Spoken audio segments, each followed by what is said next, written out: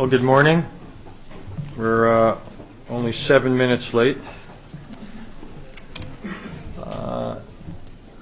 This morning's event is titled The Emerging Shia Crescent, Implications for the Middle East and U.S. Policy. This is part of a series of policy-oriented symposia that we've been holding here at the Council. Recently we had one on Iran and U.S.-Iranian relations. We have obviously this one today, and the idea is to analyze what we think is an important phenomena, and if there are clear policy prescriptions, to try to draw them out. This is an on-the-record event. It's being webcast around the country and the world. It is in 3 parts.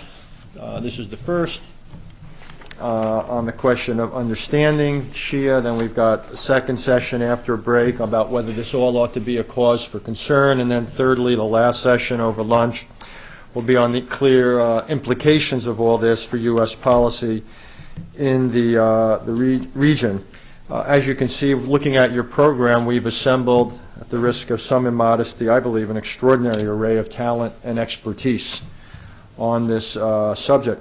Let me just make one other point. Several people raised the question of the title, use of the phrase Shia Crescent, which has taken on certain consequences because it's been used in certain ways in the region. It's not meant in any way to suggest there is a threat one way or the other. Indeed, the entire purpose of this set of meetings is to examine what is behind the rise in Shia power, to the extent that there is such a rise, how to account for it, and how to think about it. So there's nothing in the title of the event in any way made to foreshadow or preordain the outcome. With that, let me turn it over to Dean Lisa Anderson, who is the dean at an institution up the road, and she will take it from there. And again, the way the day is set up is we have these 3 sessions, and we've tried to block enough time between and among them so you all have a chance to talk over these issues with one another. But Lisa, over to you. Thank you very much. Delighted to be here and delighted to be with all of you. I am instructed to remind you that you should turn off all wireless devices. There's a long list of them, cell phones and Blackberries and so forth. And again, to remind you, as Richard said, that this is on the record. Now, we have a long, robust agenda for this morning. And with us this morning to start us off are 3 quite remarkable people who will be offering their perspectives really on sort of the beginning of this kind of discussion. Reza Aslan is research associate at the University of Southern California Center on Public Diplomacy. He's taught Islamic and Middle East studies at various places, writes fiction, is a regular op-ed editorialist, and author of No God But God. His book has been translated into 6 languages. Noah Feldman is already well known to this audience. He is an adjunct senior fellow here at the Council, professor of law at NYU Law School, served as advisor to the Coalition Provisional Authority, and writes what seems to be about a book a year on law, religion, Middle East, and other issues, as a regular contributor to the New York Times Magazine. And Dale Eickelman is the Richard and Ralph Lazarus Professor of Anthropology at Dartmouth, past president of the Middle East Studies Association, and currently advisor to Kuwait's first private liberal arts university, the American University of Kuwait. He's author of numerous books and articles that have shaped the way we all think about Islam. Reza, why don't I start with you and start with the sort of basic question. Most people in this audience know the answer to this question, but just to make sure we're all on the same page, what is Shiism? Well, when talking about the origins of Shiism, it's a difficult topic to deal with, because in some sense what we refer to as Shia thought or Shia religion represents trends of thought that have existed from the very beginning of the movement of Islam. In fact, even predates Islam in some ways. But I think it's easier when talking about Shiism, and particularly the difference between the Shia and the majority Orthodox Sunni community, to divide it into 3 different categories: politically, religiously, and ethnically. Because, of course, Shiism arose as a distinct movement within Islam, primarily as a political movement, as a political identity, as most of you know, regarding the question of the succession to the Prophet Muhammad. The Shia, or the Shiatu Ali, which means the partisans of Ali, were just that, partisans of a particular movement that believed that the succession to the Prophet Muhammad should rest within the Prophet's immediate family, if not within his clan. So when we talk about that original split between Shiism and what will eventually become known as Sunni Islam, we need to recognize that at first there was very little religiously that separated these two groups. This was a purely political separation. However, once the Shia political aspirations were more or less denied, and the Muslim community transformed into an empire, a distinctly Arab empire, the Shia slowly began to withdraw from the larger political implications of their movement, and it was at that point, particularly after a very important date, 680, and the events at a place called Karbala in Iraq, in which the grandson of the Prophet Muhammad and the scion of Shia leadership was massacred by the Umayyad, the Arab empire at the time, that Shiism began to withdraw from society, particularly politically, and began to become distinctly a religious sect. And what was sort of interesting about this, particularly from a religious studies point of view, is that Shiism is one of very few religions in the world whose origins are sort of defined by ritual, not so much by mythology. It was the lamentation rituals, the mourning rituals that arose out of this massacre at Karbala that began to give Shiism its distinct religious definition. And only later on did the theological implications, almost the theological definition, I would say, of Shiism was formed as a result of these rituals that had already very organically been going on for quite some time. The last thing so now we have this, what began as a political split became very clearly a religious split, but now, at this point, from about 680 onward, Shiism comes to represent essentially the protest movement within the Islamic world. It is the non-state version of Islam, and as such it becomes quite appealing, particularly to non-Arabs, though this was at this point still primarily an Arab movement. As Islam began to spread beyond the Arab world, as it began to spill into Central Asia and the Indian subcontinent and into North Africa, Shiism became an opportunity for non-Arabs to become Muslim, to adopt the identity of Islam, and yet to maintain some sort of separation from what they saw as a domineering and sometimes oppressive state ideology. This sounds to an uninitiated ear a lot like Protestantism in Christianity. Is that, is that a way for us to understand this? Is comparable to that split in Christianity? Well, I actually think it's quite an interesting historical parallel, insofar as the Protestant movement also began as a protest movement, a Protestant movement against the official sanctioned state religion of Christianity. And so in that sense, there's very much a lot of historical parallels between the Shia movement and the Protestant movement.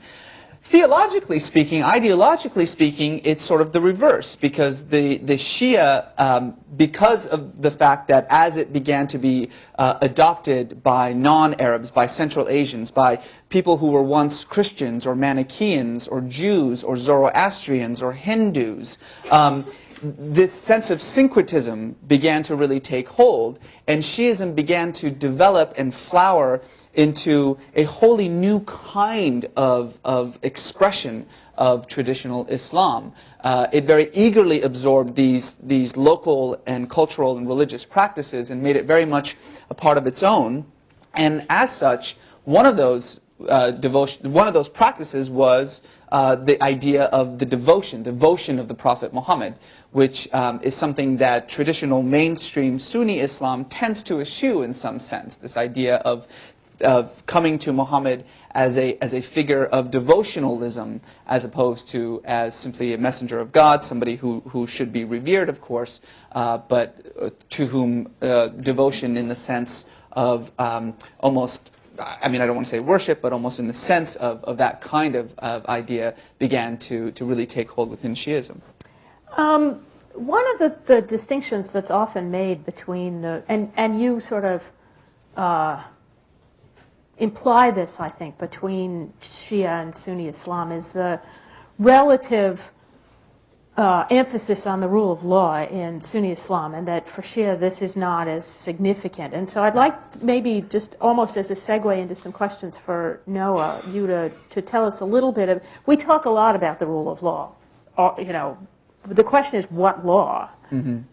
No, that's an excellent point. And I think a lot has to do with the issue of power dynamics. Sunni Islam, and by the way, Sunni just means tradition, to traditionalist. So in a sense, the idea of Sunni Islam is very much tied to the development of Islamic law, which, while it has its primary foundations within the Quran, the bulk of Islamic law, particularly in the Sunni world, involves the Sunnah, the traditions of the Prophet.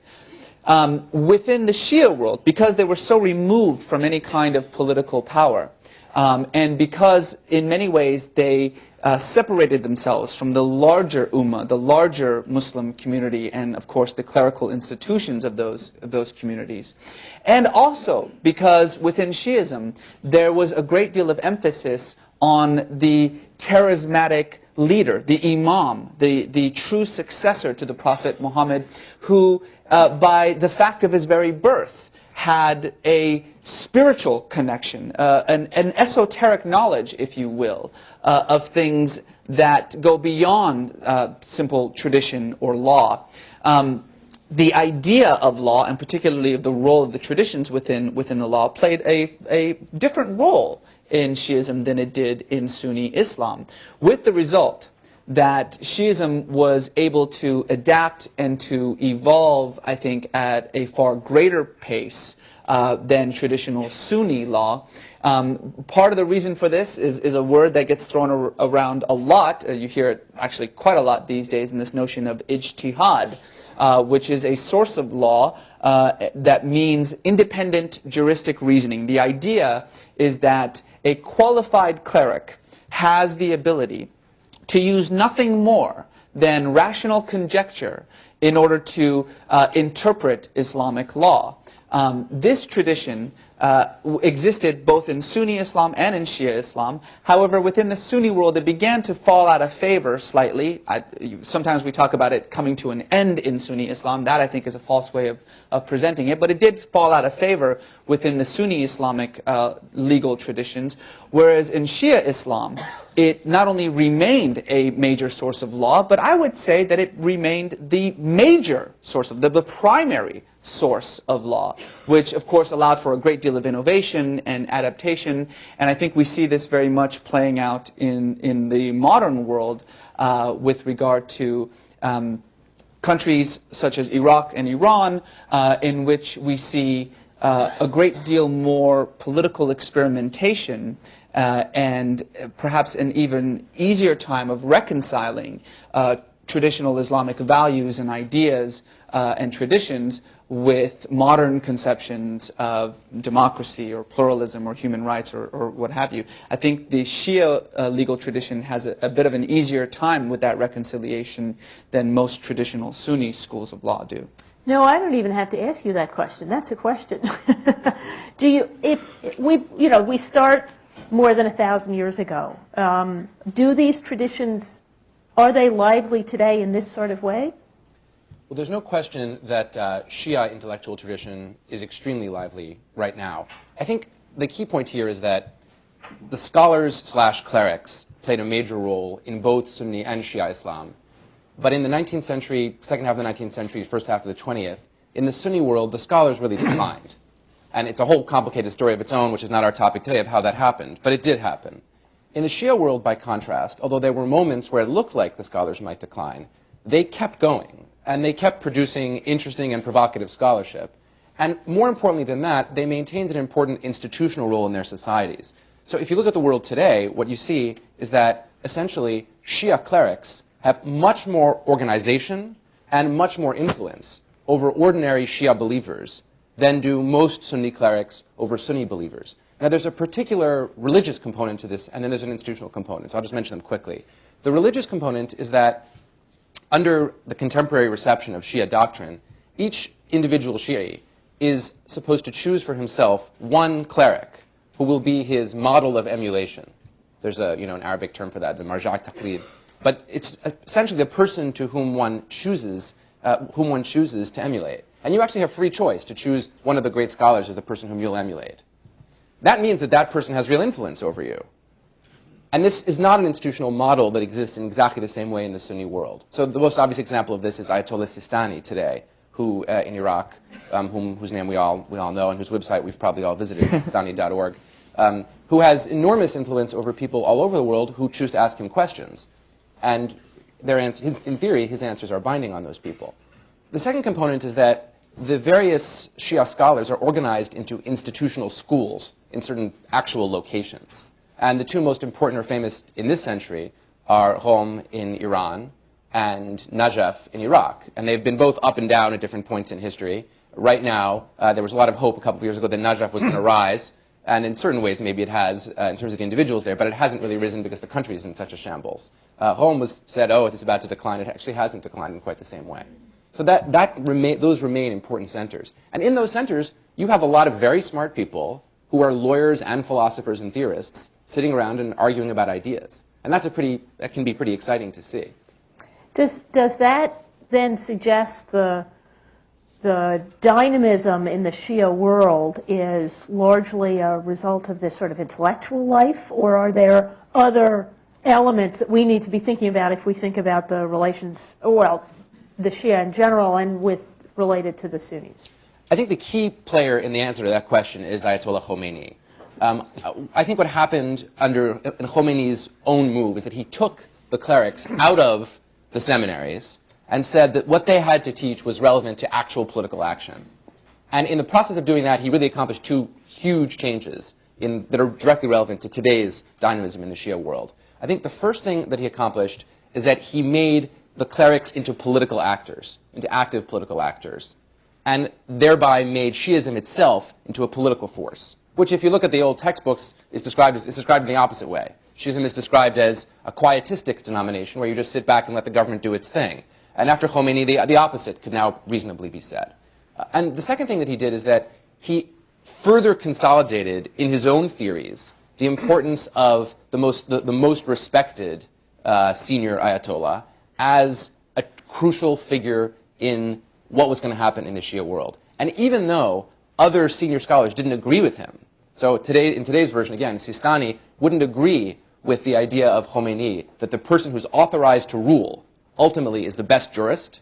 It's the rule of the jurist, the idea that if you're the smartest jurist and the most pious, you're qualified to actually tell people what to do. Even though Sistani doesn't agree with that, nonetheless, the idea that this central figure has a big role to play has sort of rubbed off even on people in the Shia world who would disagree with Khomeini's actual formulation. I want to ask you a question, which is, as I did before, really to Dale, but I want you to answer it, and then we'll... You did something interesting when you were talking about place. On the one hand, there are these two major centers, one in Iran and one in Iraq, that are associated with the development of Shiism. But then you said sistani.org. To what extent are these discussions located in these places, and to what extent are these discussions transcending those in this new media? And that's a deep question. I think that it's really in play right now. if you look over on the Sunni side, I think it's pretty clear that except for a handful of places where people are training good scholars, the web is hugely important. Serious scholars are disseminating things on the web. Non-serious people are disseminating things on the web. Everyone's arguing on the web. I mean, it was already decentralized. It's become further decentralized. On the Shia side, if you want to rise through the ranks of the Shia clerics, you still have to study in a system that it's like a university. It's tiered. You have to go through all the ranks of the university. And that's still necessary to accomplish significant influence in the formal religious sphere. But there are moves to decentralization. So it's significant that it's not, Shiism.org. It's Sistani. It's personalized to Sistani.org. So I think that still matters. And the people who are around him still matter. And who becomes the head of the Hawza or the clerical establishment in Najaf after he dies, which I hope will not happen too soon, will actually really have, I think, practical import. At the same time, and here I should just mention Muqtada Sadr, because he's a sort of weird counterexample to what I'm saying. There are people who, like Muqtada Sadr, who come from fancy families of academia, as it were. I mean, he's from a very important family and his father and grandfather were significant figures in, especially his grandfather, significant figures in Shia religious life. He himself, though, is a young guy. He's around my age, and he's not risen up high through the ranks, nor does he have any prospect of doing so. So he's been trying to generate political authority for himself and religious charisma by going outside the traditional organization and sort of being the kind of angry young cleric on the ground. The web is less central, obviously, for him. But it's another, like the web, which is a form of decentralization, Muqtada Sadr is trying, and has done pretty well, of trying to create an alternate route to authority, a kind of charismatic route to authority outside the institutional route. Okay. Dale, where are Shia? What are the important places, including perhaps the web, that we should be thinking about? Okay.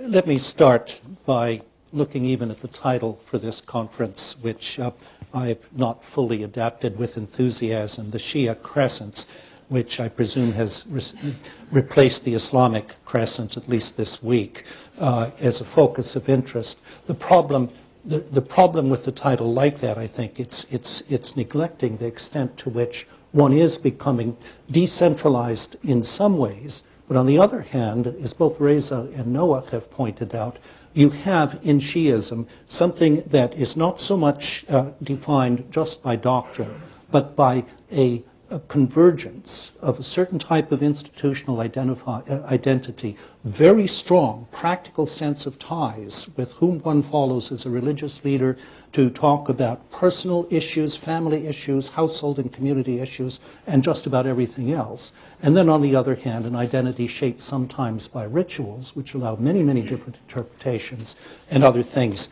I did a very easy sort of exercise and went to a chart which should show you how one should distrust certain types of figures. I went to very open source, www.cia.gov, figuring that the open source CIA would tell us where the Shia are.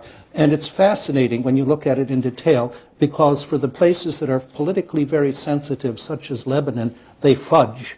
They say nothing. They aggregate the Shia with lots of other Islamic sects and do nothing. The Yemen is a tricky thing that only people schooled when I was in the mid-20th century would notice. What you do with the Zaidi Shia, who have no ties with Shia really in the rest of the world. It's something unique to Oman. The CIA fudges it. They don't bother saying anything. They just say they're all Muslims and they move on from there. In some places, the figures are very useful. There seems to be a good faith effort to show where the Shia, or at least how many Shia there are in Iraq, something that has been of concern for many, many years, when people know the figures are very, very awkward, but now it's plus or minus 5%, at least for the CIA's public figures. Likewise, Iran, 89%, but that reminds us that there's a lot of Sunni there, as well as representatives of other religious traditions in rather significant communities, Jews and Christians, amongst others. 19% or so for Pakistan and Afghanistan. A very, very interesting figure to watch because, number one, it's a significant minority. Number two, it's a political flashpoint where there's numbers of riots and so forth. And number three, where there's very activist Shia groups, especially the Ismailis, trying to reach out in very many different ways to improve the level not only of Ismaili communities, who are Shia, but many other communities as well. And this brings me, I think, to the more important thing than trying to figure out where things are, and still use CIA.gov, the World Factbook, as a place to begin, but then be extraordinarily critical of using other things. There's another site a student brought to me called Advocate.org that claims to tell you where all the sects are in the world. And as somebody who's spent years and years in the Sultanate of Oman, where my estimate of the number of Shia is under 1%, but really nice people, they came up with 80% because somebody just didn't know how to read all these funny figures and decided to get on with it. But may God help us when such figures then become part of somebody's policy decisions. But what one has now is a combination, I think, that is unique to the Shia way of practicing Islam. It's this combination I was talking about of intense local ties that are highly flexible in terms of retaining people's confidence in very different situations. Quite often in Iraq, although Noah knows this better than myself, sometimes it's the Shia who provide community and government services where there is no government to speak of, at least for their own communities. Now, combined with that, one has attempts of many Shia to recognize that part of the modern world requires explaining yourselves not only to your followers, but to others, which means quite often a web presence, which can be a very, very strong sort of thing. It may be certain Shia groups based out of London, for instance, that also play a role, a very strong role in Iraqi politics.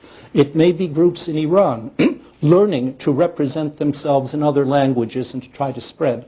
They have a hard time doing it. As I've talked with Indonesian clerics, for instance, they'll have people from Iran come to them from time to time, and they're polite because the Iranians who come are Arabic-speaking, and the senior Indonesian clerics are Arabic-speaking, so they have a language in common. But after that, it doesn't go anywhere. The late Nurcholish Majid told me that in 1985 he was trying to explain to the Indonesian security services exactly what the difference was between Sunni and Shia. And after the first week of such lectures, the occasion was the first time that non-Muslims were allowed to come in to talk about Islam to groups. And most people, I noticed, didn't wear name tags, just like Washington. So then I'd start to ask, who are they, when they were giving us photographs, and I found out it's Komkatib, then a major security service. But he said, oh, we've gotten very far. I've now told them that the Shia are not Sunni. And that was a start. But he said that's about as far as we ever got, and they're not going to be likely to have much influence here. The important thing, however, is that for outreach to other Muslims, the Shia community, including the Ismaili, tend to mute the religious element of it so that they can do what they do well, intellectual propagation, if you wish, first-class, world-class universities, and public works services. For other groups, there's a little bit more limitation to the other. But on the other hand, when I have gone to seminaries in Iran and elsewhere, the level of debate and contestation, the really exciting joining of intellectual issues with the issues of the day is something that I rarely have seen elsewhere. Let me draw you out a little bit on this. You pointed out, as we know, but I think it's worth making more explicit, that what we're calling Shiism is actually a very complex, internally complex, and there are varieties of schools and sects and so forth within Shiism. To what extent are we seeing something that's developing that is a more self-conscious, transcendent identity as Shia, as opposed to Ismaili or Zaidi or any of the other internal divisions? We're seeing a lot of some groups, at least, claiming an overall mantle of authority. Here you have a paradox, I think. Groups such as the Ismaili do not claim to represent all Muslims. They do some things, they do them very well, period. with other groups with strong territorial base and a lot to lose if they don't defend themselves, as in Iraq, one has a strong emphasis on holding up one's own and trying to speak for other groups with whom one might come into a coalition. Plus lots of outside forces that sometimes help push you into a certain thing. Example, when you decide to have a parliament and you say you're going to allocate, this is why the CIA, for instance, won't say too much about what they might know about the statistics for Lebanon, where numbers are very, very tricky sorts of things. If you have a parliament where you say X number of people are going to be Shia, X are going to be Sunni, that forces you into boxes. Think back to what the League of Nations would do in places such as Alexandretta in, I believe it was the early 1930s, where you'd have local elections where thugs would go around and try to convince people to be either Arabs or Kurds or Turks so that you could boost the numbers and then have territory allocated. In a somewhat analogous way, one has now the problem of creating something for the purposes, perhaps, of representation. But if that box is a big abstract box, then there's something very concrete that allows people of smaller groups to try to claim the mantle of authority to speak for that group. That can go either way. Sometimes it can work for the good. Sometimes it can be a very, very dangerous thing to do. One more question to you, but this is really to all three of you, and then we'll open it up to questions from the audience. This question of how people choose, if you will, their identity. In other words, are they going to be Persian, or are they going to be Shia, or are they going to be Ismaili, or, you know, all of that seems to me, judging from what you've said and what we read in the papers, very much in play. So what are the kinds of things that are shaping those decisions of how people deploy various identities that are available to them? And most particularly, you mentioned, Dale, social service delivery is something that groups do. Presumably that is in part to encourage people to identify with those sorts of groups. So what are the sorts of things we ought to be thinking about how people make those choices of, you know, the priority of their various identities? If I were an Ismaili in Chitral, Pakistan, a very remote area, perhaps I would get a little better chance at a scholarship or a little better chance to get outside of my own community to make something of myself. I think I would foreground that part of my identity.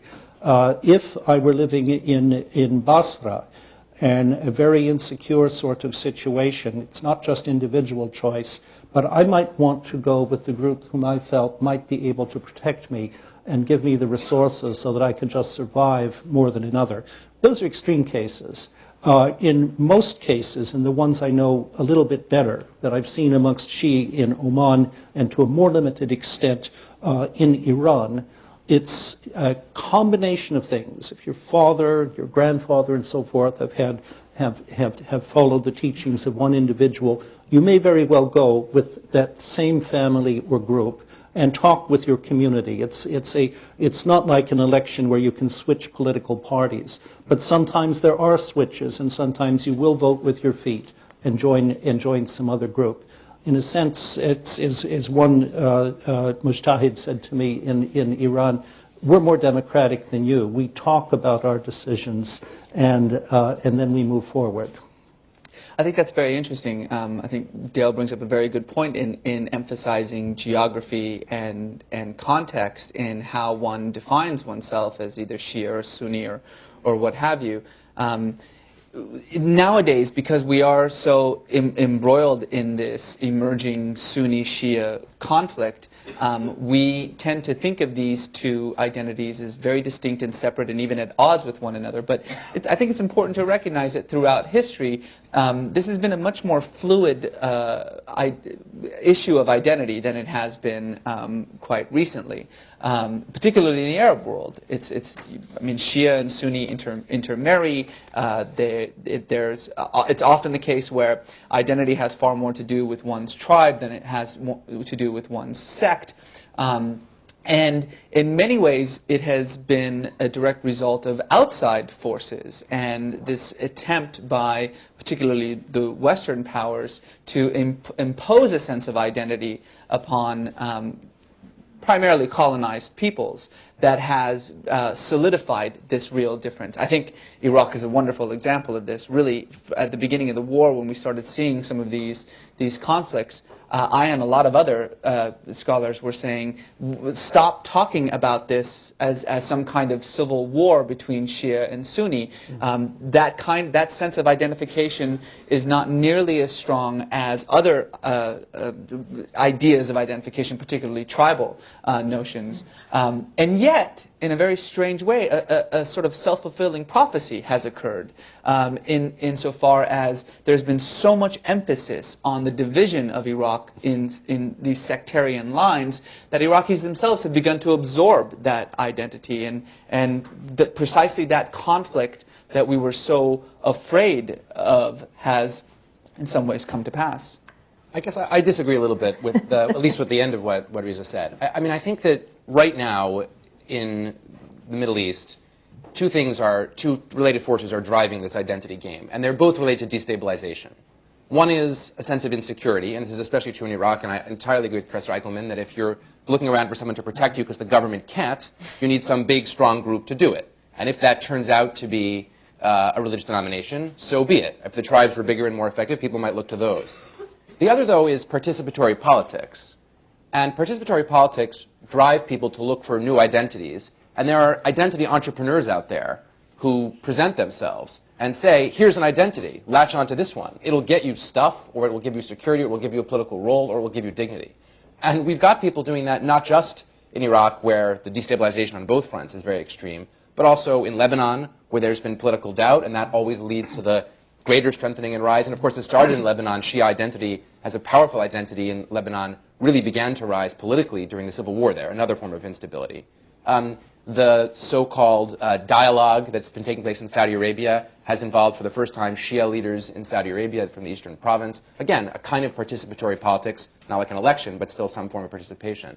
And just to close this thought, you know, in Iraq, in Baghdad, within about 48 hours of the fall of Saddam's statue, there were bedsheet posters all over Baghdad that said, in Arabic, not Sunni, not Shi'i, Islamic unity. Now, those were very ambivalent posters. Right? On the one hand, they were saying, let's be united. Let's transcend our particularistic identities. On the other hand, the people who wrote those banners were already worried that the implicit division between Sunni and Shia in the country was about to burble up. And they weren't, I mean, at this point, believe me, the United States had no role to play, realistically, in the country. We were offering no form of stability, security, or anything. And I don't think it was an imposition from without. I think that everyone sort of had this instinct that as destabilization emerged and as new political formations were created, these identity lines were going to be important ones. Well, I guess what I just wanted to emphasize is that a lot of these identity politics and these conflicts within these identities have far more to do with the geopolitical fragmentation that has occurred in that region, as in many ways is a direct result of colonialism and Western aggression, than with a real theological or ideological conflict. Now, I'm not saying that does not exist, nor it has existed. It's existed for 14 centuries. But I think nowadays we have a tendency to see some of these conflicts taking place between Shia and Sunni communities as representing an ancient and inherent animosity between these two groups. That's not necessarily the most productive way of thinking about it.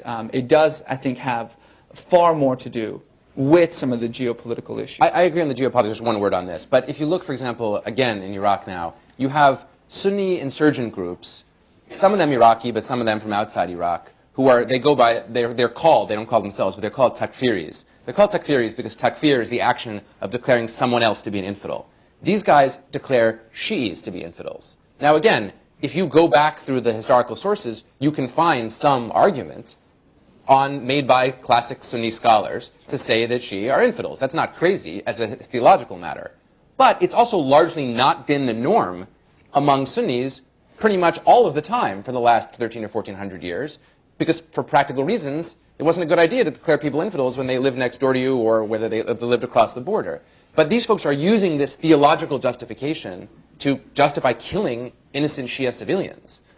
So, again, I agree that this is generated by geopolitics in a complex way, but it's also embedded in and connected to religious tradition. Let me jump in with a brief historical analogy that might help us remind us the extent to which these things are historically situational. In what is now Bangladesh in the late 19th century, were big attempts at an Islamic revival. And it was a very interesting sort of thing because you'd have preachers competing with one another, trying to show that they could speak Arabic better than others. And since virtually nobody knew Arabic, quite often both of them were flubbing it and just trying to deceive the villagers. But the point of the exercise was that from that point onward, villagers who didn't know what Hinduism was or what being Muslim was had to start choosing sides as then the Hindus would start responding with their own preachers. And soon a villager could not be just going to shrines as they had, not worrying too much about whether they were Muslim or Hindu. They were taught what it was, and it got worse and worse, of course, as time went on. And perhaps what we're seeing now in Iran is something that we've already seen in the Balkans and elsewhere. Once upon a time, it didn't matter too much. Now your life is at stake if you don't choose sides and choose it right. And the analogy with Lebanon, I think, is perhaps the bloodiest and the one that would come to our attention best of all. Lebanon during the Civil War, sorry. Tempted as I am to continue being the only questioner, I have a whole list here. In fairness to everyone else, I'd like to give the audience an opportunity to pose some questions. Please wait for a microphone. Professor Bullitt will be first, and identify yourself if I haven't done it already. No. Yeah, Richard Bullitt, Columbia University. A couple of quick notes. First, no one's mentioned the Shiite population of Turkey. A very substantial proportion of the population. When you talk to Turks and you ask them about Shiites in Turkey, what is universally told is that they are very much on the left and they are very secular and they do not play a major religious card. And yet it's right next door to Iraq. So that's one element. They also are not of the same sectarian identification as the Shiites in Iraq and Iran. The second point is that when I go to various parts of the Muslim world and I talk to Sunnis, what I'm struck by is the almost universal, profound ignorance of Shiism among Sunni Muslims, and accompanied by a level of popular disdain and hatred that I only can compare to what we had in this country toward blacks in the white community before the civil rights movement. And I think that when we talk about Shiism in its various complexities, which the three of you have done very well, I think we have to also keep in mind that for many, many Sunnis, this is not a complex community. This is simply an inferior community. Oh. And that it has been that way for a long time. The ease of marriage between Sunni and Shiite is not obvious. There are countries where they cannot easily intermarry. In the Ottoman Empire, it was prohibited for Sunnis and Shiites to intermarry. So I think that just to talk about Shiism without talking about Saudi views, Bahraini views, Sunni Pakistani views, Sunni Lebanese and Christian Lebanese views, which are absolutely poisonous, is a mistake. I'm not going to talk about Iraq because I don't know the current situation in Iraq. But in other countries, this hatred of Shiism is very profound on the Sunni side. That's a very good point, Professor Bullitt, and thank you so much for bringing that up because it has a lot to do with how Shia identify themselves. And the very consciousness of what it means to be a Shia is to be this persecuted yet righteous minority surrounded by a persecuting and unjust majority. has had a profound effect not just on the development of Shiism as a religion, particularly the conceptions of martyrdom, etc., but very much the way that Shia define themselves. I can't tell you how many times I've gotten into a cab somewhere in the Arab world, and of course they ask me where I'm from, and I say that I'm Iranian, and then that essentially means that I'm Shia. And now I will say that I have had both experiences. I have had cab drivers who have begun just the most disgusting litany of lies about Shiism, and who have actually pulled over and tried to convert me back to Islam right there and there as I'm sitting in the back of the cab. On the other hand, That was in New York, though, that happened. that was actually that's right. That was right here. On the other hand, I will say that I've had the opposite experience too. Not just people who have said, "Well, we're brothers regardless," and etc., but who very specifically bring up Khomeini and bring up Iran, which they may disagree with in some sort of religious way. I have to say, by the way, this was before the Iraq War.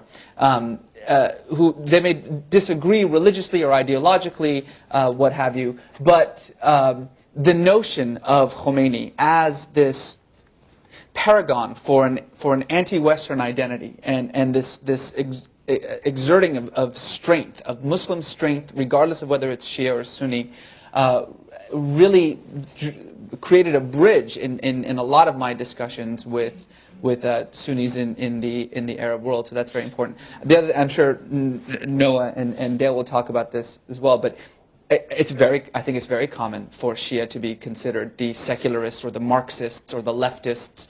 That I think throughout, particularly modern Islamic history, has been a fairly common thing to associate Shiism with Marxism or with leftism.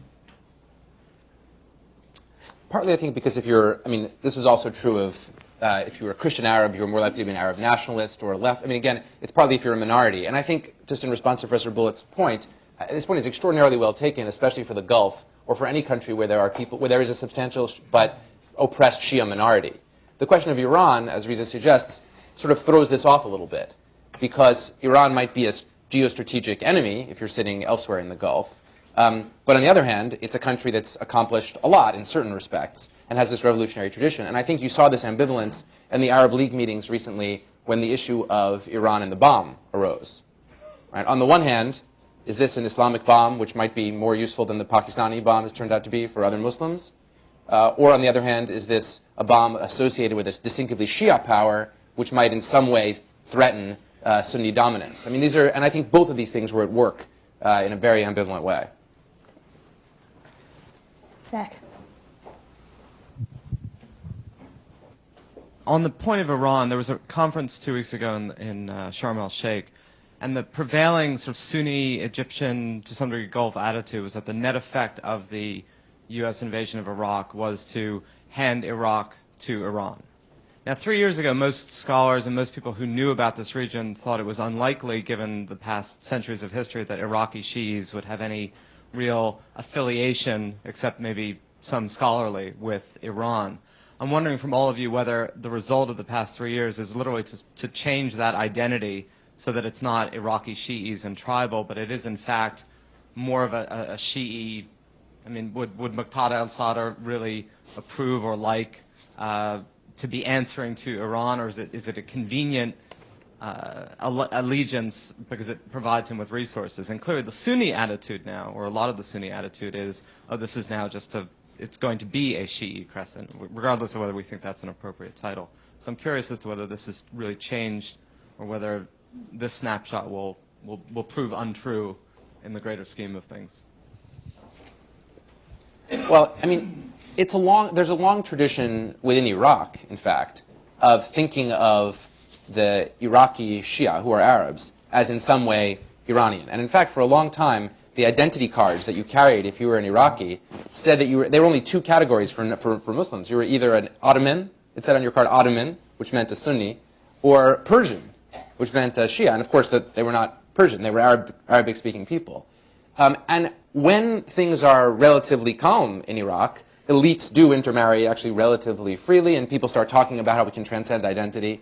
And then when things get tense, suddenly you start hearing again this idea that all of the Iraqi Shia are really in league with the Iranians.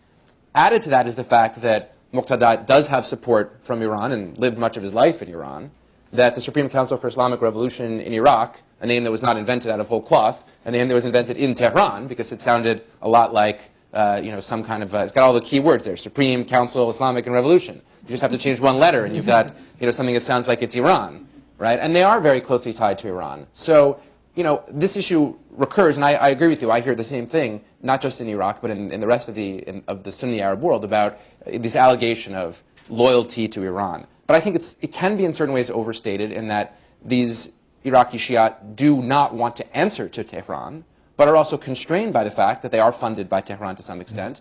And we're going to go home eventually, and the Iranians are not going anywhere, right? So if you look 20, 25, 30 years down the road, they have to maintain some kind of close relationship with Iran, and quite probably we're not going to leave them in this geostrategic strength where they could fight a war against Iran. So they need to be on good terms. Either of you guys comment? Well, I mean, I think we all know that the invasion of Iraq has completely changed the power dynamics of the region. I think Iran is unquestionably the new power in that area, and it has done a marvelous job of taking advantage of the changes. It has used the withdrawal of Syria from Lebanon to essentially fill the power vacuum there. It's used the cut in funding for the Hamas-dominated Palestinian Authority to really play a far larger role, I think, in the future of any Palestinian-Israeli negotiations. Its greatest enemies, the Saddam Hussein and Taliban, are gone, and it's done a really wonderful job of making sure that its security interests are guaranteed in the new Iraq and the new Afghanistan. So, I mean, I can understand where this fear would come from. But it's sort of, I think it's the new realities of power in that region. And in many ways, I think that the U.S. government would be far better off as soon as we kind of acknowledge it and move forward. Go ahead. Yeah, I just find it fascinating that the one area in which, as I understand it anyway, the United States does have direct negotiations with Iran is our ambassador in Iraq, having them concerning matters specifically related to Iraq and Iran and nothing else. In other words, there's even a recognition in a highly polarized and politicized Washington that this is one area so crucial that absolute realpolitik has to outweigh every other type of battle that might be going on in Washington. That's a start. I think it might be very nice to recognize that Iran has been pointed out already, quite often simply realistically filled a vacuum left by inconsistent and often very contradictory policies that the United States have been led by the United States. Iran is no longer a rogue state teetering on the verge of another popular revolution, and it's time to stop thinking of it as such. Dick.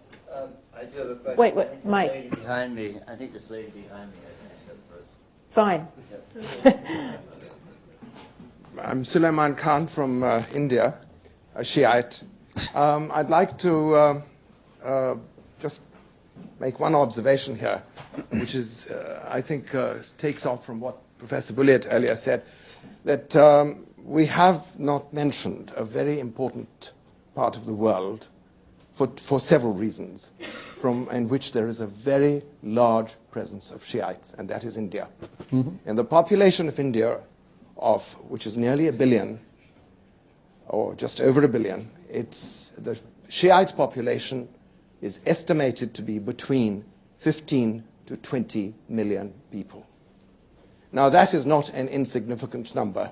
It may be a minority in India, but as far as their role is concerned in the past, in terms of scholarship, in terms of the clerics that they have produced, in terms of the books that they have written, which are used, such as Amadul Islam by Ghufra Ma'ab, Sayyid al-Arib, such as the Abaqat al-Anwar, which is in 24 volumes, published and republished in Iran. It is important not to forget India and the role that is played by the Shiites in India in respect to a secular state as a part of it, their role earlier on in the freedom movement, which was, one could say, was secular in a sense that they did separate or did manage to separate certain areas completely from religious practice from what was political practice, and recently in what has been happening. But what is nevertheless important, and the reason why they should be considered also a part of this entire thing, and therefore, with all humility, I would say that as far as the Crescent is concerned, it's a wonderful title to have, but one doesn't know where the first horn is and the second horn is and where the biggest part of the Crescent is. I mean, I, by training, am a mathematician, so I try to think in terms of figures, and I just couldn't make out what was which. I was aware is the fattest part of the Crescent. So the question is that the question which ought to be taken into account is how do the Shiites of Pakistan and India, Bangladesh is a very, very small minority and hardly any there, but how do the Shiites of Pakistan and India, who are related to each other by marriage, by all kinds of people who traveled from between the two countries, how do they relate to the Middle East? What effect will their policies now begin to have? Because there is growing polarization. I mean, this is something that will spill over into the other sessions, but I would like to present this question to you, and I would say that this is an important point that ought to be borne in mind, and what would you say to that? Thank you very much. I think you're bringing up a very interesting point, and one of these concerns things such as these figures that I've been waving about. 26 million might be a minority for India, but in terms of the scale of most of the Arab world, it's a rather significant sort of figure. You also bring up cross-border sorts of things. One thing that would strike me as somebody who very much has a view from 40,000 feet of South Asia is that almost never does anybody talk about cross-border Shi ties resulting in violence of any sort. It's been a force for everything except that type of politicization.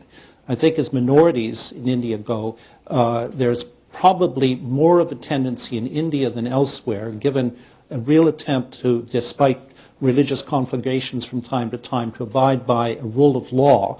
And that means that Sunni and Shia, when people think of themselves in these abstract categories, tend more to work together.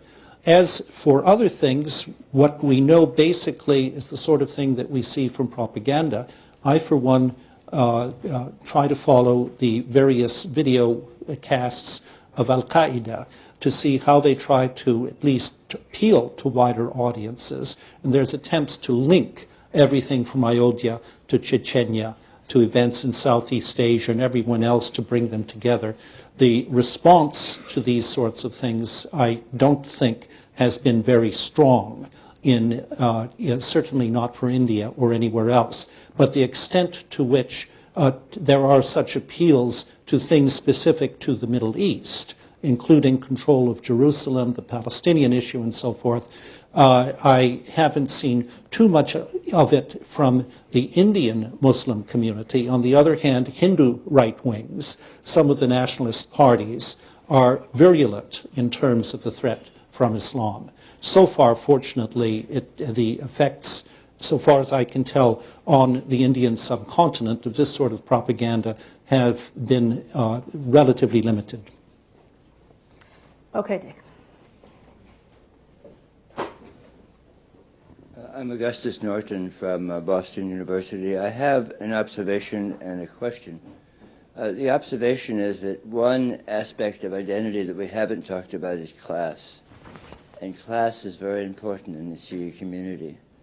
When we look at the big communities in the Arab world in places like Lebanon, not geographically, I mean not absolutely big compared to India, for example, but certainly big proportionate to population, places like Lebanon, Bahrain, Saudi Arabia, and Iraq, what we find is that about 40 or 50 years ago, these communities were being mobilized by the parties of the left.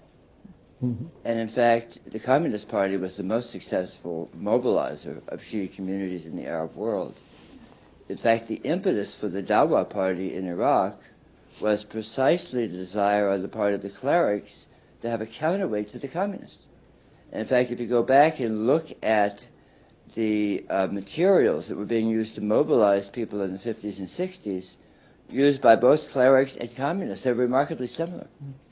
So, I mean, they were appealing to people largely on a class basis, appealing to ideas about exploitation and so on. And we still see significant aspects of class mobilization today, and I think Muqtada al-Sadr is a good example of this. And in fact, if you look within the context of Shia politics in Iraq, we find significant class tension within the Shia community.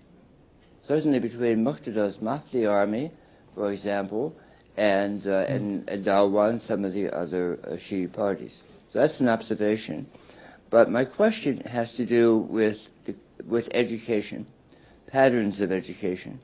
And each of the speakers in their own way alluded to the importance of ijtihad and the importance of emulation and the role of Shia scholars and so on. And what I'm wondering is how the patterns of education may have changed in terms of where people are going to school.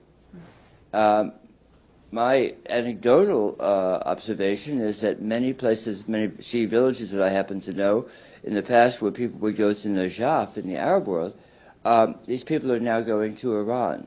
So I wonder what we know systematically about changing patterns of education, because this is absolutely crucial.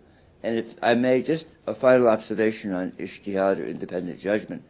I've had the privilege of sitting down in meetings with leading Shia thinkers and Sunni thinkers. And what is extraordinary about these men, and in some cases women, is the Shia men and women, is the extent to which they draw very broadly from all kinds of literature. I mean, you can be sitting down talking with a Shia scholar, and he might ask you what Dale Eickelman's been writing recently. I mean, they're reading political science journals, they're reading newspapers, whereas the Sunnis are much more narrow. So, I mean, there's a kind of creativity that's inherent in this kind of independent thinking that really is something to marvel at sometimes. But in any event, to go back to the question, what do we know systematically about changing patterns of education? Dale?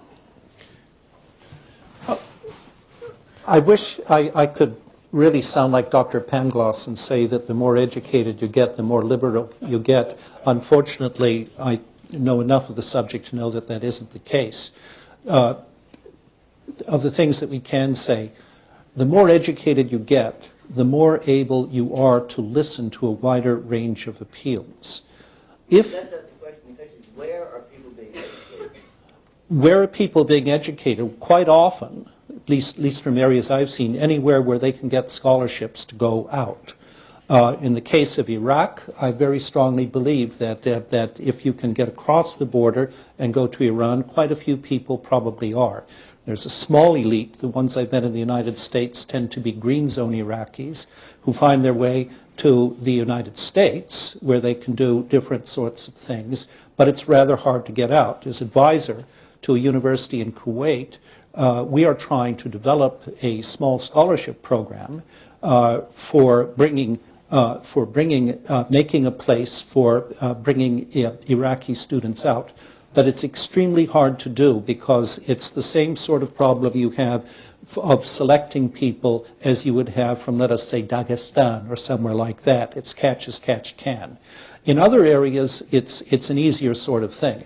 All I can say, and very much for the record, is that the United States still has a long way to go to reconcile our national interests with a consistently inept visa process which discourages people from seeking higher education in the United States. It's very hard to link despite the best efforts that we have. So one place I can say they're not going in numbers is the United States. But believe me, that's a boon to Great Britain, Australia, and other places.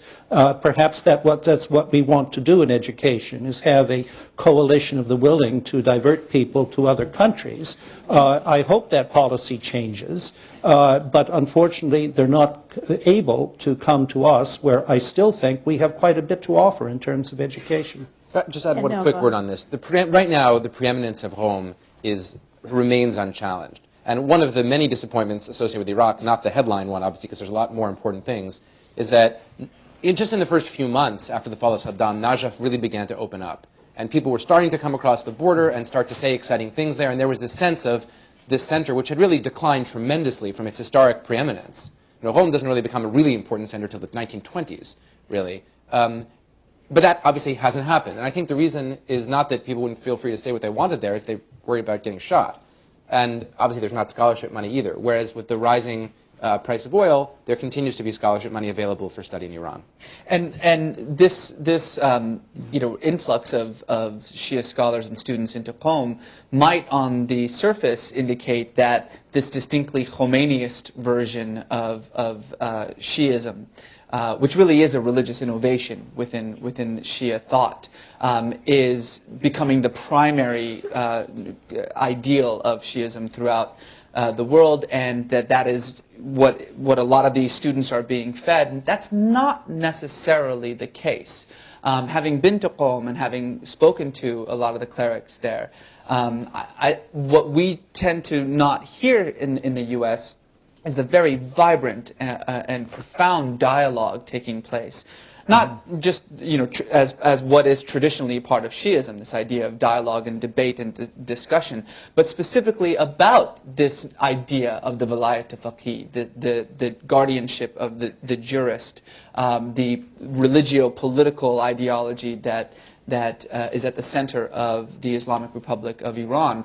There is a great deal of debate, particularly with the younger clerics, those in their 30s, about the viability of this idea, both as a religious and a political idea. And I think it's not, I agree with Noah. I was very excited about the idea that Najaf would become, the center that it has historically been, and particularly because it would challenge Qom for ascendancy in the Shia world. But I do want to emphasize that we needn't be necessarily alarmed that because Qom has maintained its ascendance, that this necessarily means that this distinctly Iranian Khomeiniist version of Islam is becoming widespread as the dominant form of Shiism and Shia political thought. Thank you. A 10-second addition, I think. One advantage, if one were a young Iraqi faced with an educational system that hasn't been very functional recently, it's easier to get over to Iran not only because of the money, but because of the language. The chances of finding a place where one can work in Arabic without having to learn a second language is much higher there, and then to learn Farsi at a certain speed than it would be in many other places which one can think. Okay, thank you. Right here.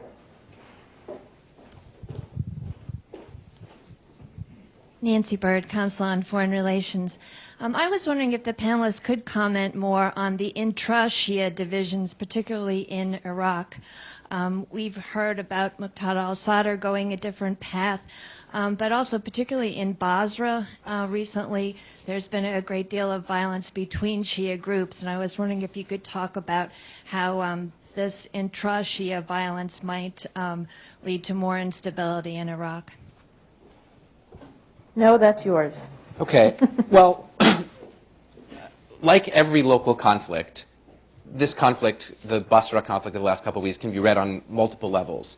It's partly between rival gangs for control over neighborhoods. It's partly between two larger militias, the Mahdi Army and the Badr Brigade, so the militia of Muqtada and the militia of the Supreme Council, for who's going to control local institutions like police forces.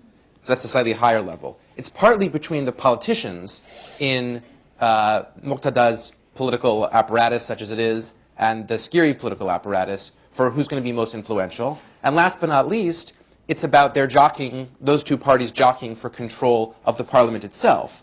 Because, as you know, as probably everybody here knows, the prime minister, who comes from the Dawa party, a third and over time increasingly smaller and less influential party, essentially became prime minister because Muqtada wasn't prepared for the prime minister to come from Skiri. And Skiri and Muqtada himself didn't have sufficient political influence to generate a prime ministerial candidate from within his own political apparatus. So Dawa is a kind of, they're Shia, but they're to some extent, they're not really neutral because they're closer to Muqtada, but they're a kind of counterweight that Muqtada is putting up over and against Skiri. So, and all of these levels are at play simultaneously. And what you're seeing here are sort of flashpoint moments of violence that reflect tension up and down the system. Again, from the level of control of neighborhoods and blocks, and to the control of local municipal institutions, to control ultimately of the national political apparatus.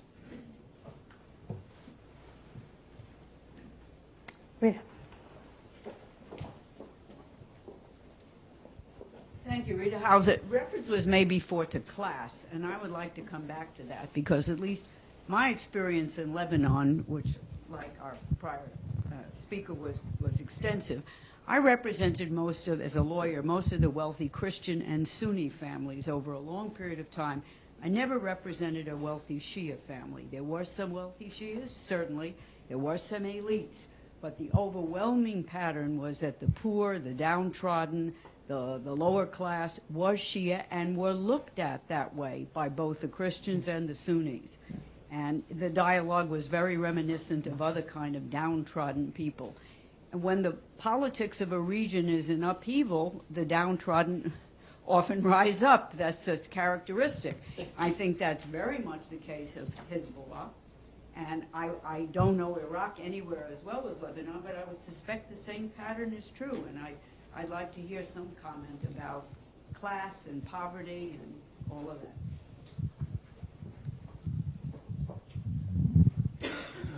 Well, I mean, I think you're absolutely right. That is the case in places like Lebanon, in places like Iraq. Although I think it is interesting that the reverse is true in other places, like, for instance, in the subcontinent, where the Shia families tend to be the landowners, the higher class in some cases. I guess you disagree with me. Yes, go ahead, please. It's a very mixed portrait. I mean, you have in certain parts of... Wait, let's get a microphone. Forget it. It's just saying it's a very mixed portrait in the subcontinent. You have some landowning classes in very specific parts, say of Pakistan or of North India, but you have extremely poor Shia communities. You also have founders of Pakistan being Shia. You have national leaders being Shia today, and yet you have no Shia ever leading in the Pakistan army, and you have routine Shiite massacres, as you know very well, by largely jihadi groups using this theological notion of infidelism, etc. So I think it's quite a complicated picture, particularly in Pakistan. And I just use this opportunity to clarify one thing. When we started talking here about the Shias of South Asia, or of Pakistan in particular, Professor Eickelman, you started to speak of the Ismailis, who are actually a very small, very global, and very unique sect of Shias. Yep. But the mainstream Shias across the Muslim world are Twelvers, and nobody really referred to Twelver Shias, because that really is... Sure. There are sects and schisms, yes, and many sects. And in fact, the Ismaili Shias are the ones who most effectively use a relationship with the state and with government to be able to be so successful, which the other Shias are not able to do as well. Mm-hmm. Thank you. Well said. Anything else on class? I think it's said. Okay. This is the last question. My My name is Moshe Khan. I'm an attorney. I have a question on what do you think the implications for the Sunni-Shia conflict, I actually don't think there is that much of a conflict, is for Western Muslims. As a Muslim American, I grew up not really knowing whether I was Sunni or Shia or understanding what the differences were. And this weekend I went to a conference on understanding Sunni-Shia conflict within the context of Iraq. And not a participant even dealt with the question of whether they were Sunni or Shia, including the participants in the audience. And yet, as a civil rights attorney now, I'm really seeing a disturbing trend where Muslim Americans are starting to face the conflicts of what happens, when there's a bombing, then Al-Qaeda Mosque here in New York feels threatened. So I'm really wondering what is the effect of this larger conflict on Western Muslims, particularly within the U.S. To me, it really turns on whether the sort of low-level, you could call it a civil war. I don't have a big stake in whether it's called a low-level civil war now or not, but whether what's going on in Iraq right now becomes a full-blown civil war. Every day we're getting closer and closer to it. I used to say every day we're getting a little closer. Now every day it's not a little closer. We're getting a lot closer to it every day. If that blows up, let's just say if it continues to grow at the rate that it's growing now, we are going to have a conflict that is going to push Muslims throughout the world, including in the West, to think of themselves to some degree as Sunni or Shia, just because you're watching television, and it will no longer be, X kills Y. It will be this many Shi'is killed by Sunnis, this many Sunnis killed by Shi'is. And already this is the way the reports are, I think, accurately depicting what's often happening. So I think that will have an effect. And I think one of the great worries in the Gulf is that traditionally oppressed Shia communities will use this as a mode of galvanization to challenge traditional authorities, much in the same way that the Lebanese Shia community galvanized itself politically during the years of civil war. And so I think there's a fear that this oppressed class could rise up. With respect to the West in particular, that won't be the dynamic. It won't be a class dynamic in the same way. But I think you will see deepening rifts within Western Muslim associations, as people do, to some extent, feel that they need to take sides. And I think that will be yet another one of the many tragic knock-on effects or externalities of the conflict that's brewing. Thank you for the autobiographical fragment we gave, including what you did last weekend, because I think this is pointing to something that's very important, is when people in the Muslim community, in my judgment, or elsewhere, begin seeing reports of these conflicts, quite often, unless they're professionally following these things, the next question is, how do we explain this? Especially, how do we explain it to others? Because the default position for most Muslims is to say, we're all one, and to downplay all sorts of differences. And when the differences occur, then the question is, how do we do it? And whether it's Ibadi Muslims from the Sultanate of Oman who find that they get chucked out of mosques in Arizona by Egyptians saying, you can't lead prayers because you're a heretic or something like that, then what happens is you call upon your own leadership to explain in English and in Arabic, who are we? How do we relate to the rest of the world? And this is one of the long-term things with rising education that I think is happening in the Sunni and Shia community, and for that matter, with other communities, so that divisions, for instance, of Twelvers and Ismailis and other things become a little bit easier for people to understand both parts of the movement and then those trying to understand what's going on. And I think at the same time, and with hopes to end on a positive and optimistic note, the American Muslim community is in a very unique position. By most accounts, Muslims are the largest religious minority in the United States. And while we have here, we don't see the same kinds of ethnic isolation that we see in Europe. The vast majority of Muslims in the U.S. are solidly middle class. I believe some 60% own their own homes. And really since September 11th, because this country has you experience, Islam at almost in every way, and all of its beautiful diversity in this country. Since September 11th, there has been a real attempt, and I've been very much a part of this attempt to put aside those divisions of sect or ethnicity, or even the major divisions between Muslim Americans and American Muslims, particularly the African American community, which makes up some 30% of the Muslims in the United States.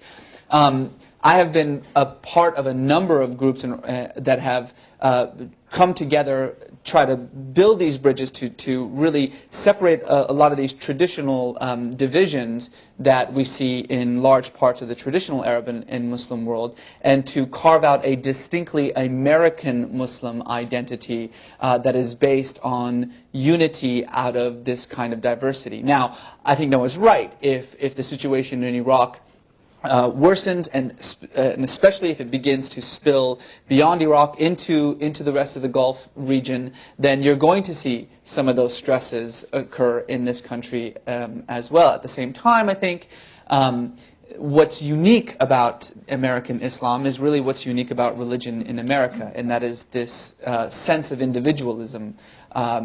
I jokingly say sometimes that regardless of what religion you are, if you're American, you're more or less Protestant. And that's true of Muslims as well, very much so. And I think that hope of creating a sense of unity that could in many ways become a model for Muslims throughout the world really rests within the American Muslim community here. And I can tell you from firsthand experience that identity is already being formed, and it's already playing a large role in not just the way that the U.S. government begins to address the larger Muslim issue, but also the way American Muslims are reaching out to Muslims in the Arab world and beyond. Thank you very much. I want to thank all of the panelists for having sort of set the table for the rest of the day. We now have to decide whether everything you've said is a cause for concern. That is the title of the next panel, which will start in about 7 minutes. 15 minutes. Well, welcome to the world of being a Protestant. I'm glad to hear that. I agree with Reza on that front. I agree with Reza.